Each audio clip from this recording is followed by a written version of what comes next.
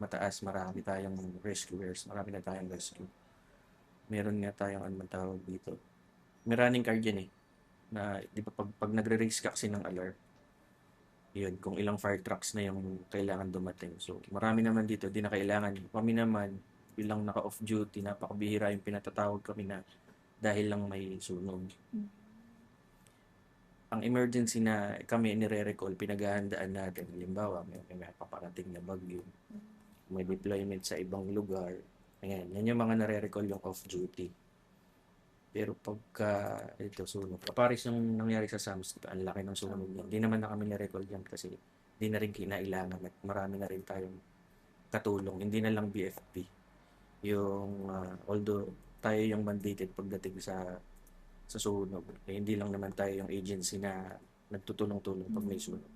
Andiyan yung mga CDRM, barangay, PNP, tsaka ikaw natin kasama. Sir, ano ka lang, ask lang. Siguro knowledge lang para sa amin. Ano pong mean ng off-duty po sa Off-duty definition sa inyo po? sa amin, ano, parang rest mo na yun eh. Sa civil service kasi kami, parang alam ko, parang hinihingi lang sa amin na oras. Parang alam ba? Hindi na ako sure, pero parang nasa 40 hours a week. A week. So, ilan lang yun. Kung bibilangin mo, Opo. sobra pa nga yung itinatawag kasi 24 hours ka dito, no? 24 times. Ilang araw lang yun sa isang linggo para maka 40 hours ka, di ba? Yun lang dapat. No? So, sa amin kasi sa BFP, hindi naman din kami ganun karami para siguro i-apply sa amin yung 40 hours. Kaya ang duty talaga dapat is one day duty, one day off para isang araw buong duty ka, susunod pahinga mo para sa susunod na duty mo, prepared ka physically. Ganun. Kaso yun, malalayo kami, kahirap naman mag one day duty, one day off. Kaya hindi ng pamilya. So, pinagbibigyan kami. Yung duty namin na yun, ano, parang internal arrangement na lang din. Okay, so yun. Kayo yung ano, sir? I mean, ang ano nyo dito, 1 week duty, 1 week off. Yung mga malalayo. Ay, paano, sir, pag tiga-ulang ba lang? Ayun, kaparis nung isa, ano siya, 8 to 5 naman siya. Sa office, tapos sa operations din kasama. Ayun. Pero karamihan kasi dito sa Olongapo City Fire Station, ano, malalayo. Kami, kakaunti lang kasi yung mga nakapasok na fire na taga Olongapo talaga. Mabibilang lang ilan sila. Isa, dalawa. Kasama ko ngayon parang 3 lang sila. 4 na lalaki na taga Olongapo lang. Iba babae na din. Tapos ngayon, sir, ano kaya, chief admin? Chief admin. So, at ibig sabihin nun, sir, na-promote na kaya? Promoted. Ganun po ba yun? Sa trabaho. Designation kasi siya. O yung chief admin, team leader, designation nyo lang yun. Yun yung trabaho hanggang ng panad mo dito sa station na binibigay at ang mag-approve nun ay yung hepe. Pero ano yun, sir, parang nagpapalit-palitan din? Or ganun? Siyempre habang tumataas yung position mo, nagre-require sana ng mas mataas na rank at saka expertise din siguro. Tsaka experience pala, expertise. Kasi ako nga, hindi man ako nag-admin clerk pero naging chief admin ako kasi sa designation ko na din. Wala na kasing ibang senior na nasusunod sa mga senior ko. Bali ako na pang ilan ba ako? Ako na pang 4 sa amin na senior. So, ayun. Yung hindi magsusunod pa. Ano, sir, tawag dito? Pero before, na kasama kayo sa operations? Hanggang ngayon naman, team leader ako ng shift namin. Okay, sir. Hanggang ngayon, kasama pa rin naman ako sa operations. Sir, bali ikaw na ngayon, sir, yung nagde-debrief sa kanila. Parang ganun din. Okay, sir. Okay po. So, next question po. Ano po ang failed rescue para sa inyo? Ano po yung definition? Ano pong meaning nun sa inyo? Para sa akin, pag sinabing failed rescue, yung meron kayong ililigtas na meron pang sign of life din. Buhay pa, parang gano'n lang. Kung siya man ay siguro hirap o ano, basta humihinga pa siya. Yun yung para sa akin lang. Tapos, hindi mo mailigtas hanggang sa wala na siya. Ayun ang failed rescue para sa akin. Yung may mawala ng buhay sa rescue operation. Yun. Okay, sir. So, pwede po ba kayong mag-recall ng isang failed rescue para sa inyo na sarili niyong experience kung saan, ayun po, na hindi siya nag-end ng maganda? Pwede niyo po bang ikwento sa amin in details?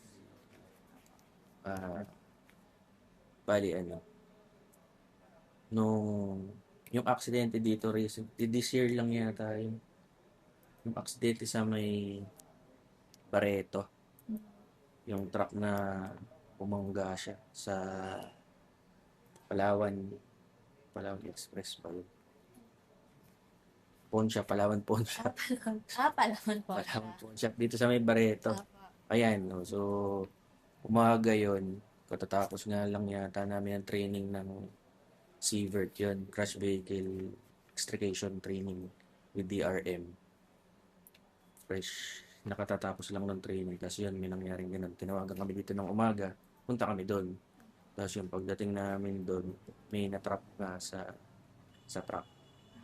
Naipit yung driver. Ayun, so Yung driver po ng truck. driver ng truck. Sa lahat naman na ginawa with best effort tsaka gamit ng DRM. Ang tagal na rin, saka medyo ano komplikado na rin tsaka maraming nakatabon talaga sa kanya. Naglasog-lasog na. Hindi naman, ipit na ipit, pero ano yun siguro more on parang dito, nangyari sa kanya yung internal injury. Hindi naman gaano makita sa labas Sa loob. o sa loob kasi nakasubsob siya sa manubela. Yan, tapos nakaipit yung paa niya. UP talaga yung harapan Medyo nahirapan, nagtagal siyang ilabas. Hanggang doon na siya na-expire sa sa doon sa mismong site ng accident na declared naman yun ng taga James L. Sila ng doktor naman yun. Ilang oras yung mga ganun sir? Matagal Inabot din kami ng oras bago na ilabas. Matagal na yun talaga sa rescue operation na ganung klase kasi yun nga, may injury kasi. Yun, despite ng lahat ng effort naman, hindi kinaya. Pero sir, siya lang ang affected. Yung tao sa pawn shop. Oo. Wala pa nun sarado pa yung shop. Merong mga nahagip na tindahan. May tao sa loob. Na-trap lang sila doon, nailabas naman pero injury wala. Wala naman. Yung driver. Yun lang talagang driver ng car. So ano kayo sir, exposed kayo sa mga katawan na ano? Oo, ilang beses na rin naman. Yun lang kasi yung kino-consider ko nga na failed me na rescue. Yung merong sign of life na Hindi na rin. hindi talaga na rescue, na nawala. Pero yung may ibang experiences na rin ako na meron na kaming car incident na may patay sa loob. Yung isang experience mo na sir, ano sir, yung experience niyo na fire incident na may patay sa loob. Pwede niyo pong ikwento rin yan sa Yung first time ko na nagkaroon na experience, yun medyo sa akin mabigat. May dala. Dito sa may Nidas, umagang-umaga din yun Kung nabalitaan nyo naman din siguro yun. Sa anong Nidas dito. 1000, ano ba ito? Hindi ko na ma-recall kung 19. Ganun siguro. Hindi ako sure kung hindi na ako gano'n sigurado dun sa taon. Pero parang pre-pandemic pa yata yun. Ayun. Pagdating namin doon, ano yun yung Nidas na yan ay 4-story building siya. Commercial yung ilalim. Tindahan siya ng mga auto parts. Second floor, bahay. Third floor, fourth floor ay ginawa niyang storage room. Tapos yung sa fourth floor, andun nakatira yung mag-anak na bantay ng shop. Yun. So, tawag dito ng maaga, punta kami doon. Hindi namin agad alam na may tao doon. So, continuous yung operation. Medyo mahirap siyang mahirap siyang pasukin kahit Ano ginamitan. nag-cause nun, sir, ng sunog agad? Ha, mahirap ng pero ano ba sabi ng Minsan, sir, investigador hindi ko? nila tutukoy. Ah, alam ng investigador yan. Ako di ko na gaano maalala eh. Tagal na, 2019. Okay.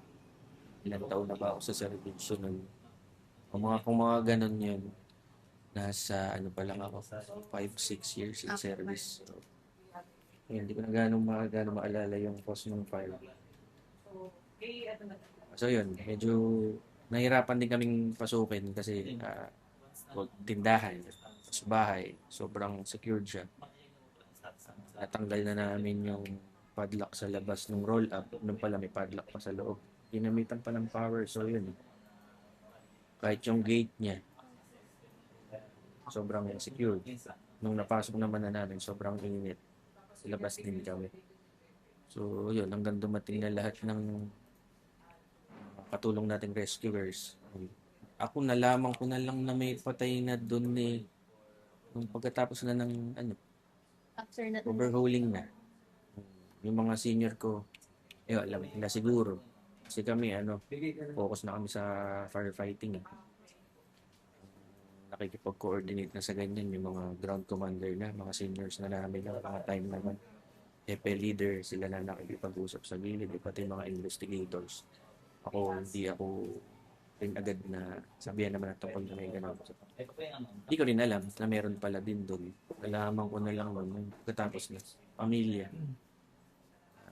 Nanay, tatay, tsaka bata, anak nila. Silang tatlo. ito ba sa third floor ba sila doon, sir? Fourth floor. Doon sila na-stuck. Hmm. Oo, nakita ko ata ito. Magkakayakap sila sa higaan. Medyo, yun. Kung first time ko din naka-experience na gano'n, medyo nakakalungkot din. Hindi ko nga rin kaya makita yun. Hindi ko na din siya pinuntahan. Ulit. Hindi ko na pinuntahan nung time na yun. Nakibalita na lang din ako doon. Nakita ko na lang picture nung nilabas na sila. Pero ano yun, sir, yung kunyari, di ba, sir, may ganyang may napatay? Hindi naman kayo record na, di ba, sir, may mga report kasi.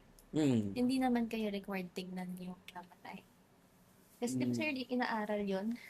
Ano na yan pag may namatay kasi sa sunog, hindi kami yung person in authority ng ano yan, ilitawag namin sa SOCO. Siyempre, titignan kung meron yung foul play. Sila ang dyan. Although, namatay sila yan, masabi, nasunog sila, no? Although nasunog sila, ang mag-determine pa din ang cause ng SOCO.